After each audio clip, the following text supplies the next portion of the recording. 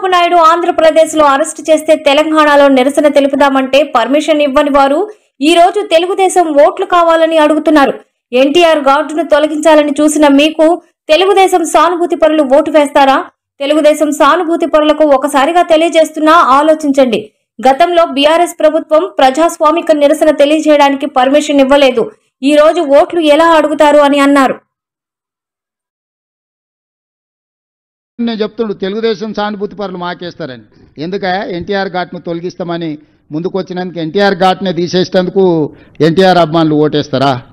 చంద్రబాబు నాయుడుని ఆంధ్రప్రదేశ్లో అరెస్ట్ చేస్తే నిరసన తెలుపుకుంటామంటే పోలీసు వాళ్ళతో కొట్టించి తీట పడితే నిరసన రాజమండ్రిలో తెలుపుకోపోండి అని అవమానించినందుకు తెలుగుదేశం పార్టీ సానుభూతి పరులు ఓటేస్తారా?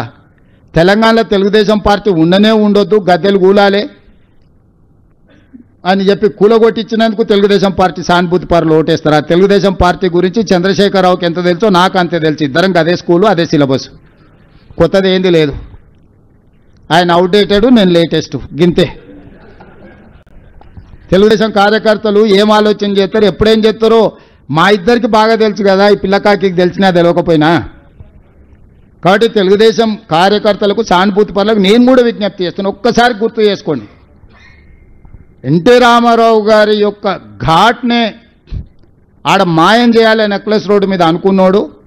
చంద్రబాబు నాయుడును అరెస్టు చేసినప్పుడు ప్రజాస్వామిక ప్రాథమిక హక్కు నిరసన తెలుపుకోవడానికి అవకాశం ఇవ్వనోడు ఈరోజు తెలుగుదేశం పార్టీ సానుభూతి ఓట్ల కోసం అర్రులు చేస్తుండంటే మీరు ఒకవేళ వాళ్ళని మర్చిపోయి క్షమిస్తే పాముకు పాలు పోసినట్టు కాదా? ఈ పాము మిమ్మల్నే కరుస్తుందా లేదా? మీరు ఒక్కసారి ఆలోచన చేయండి.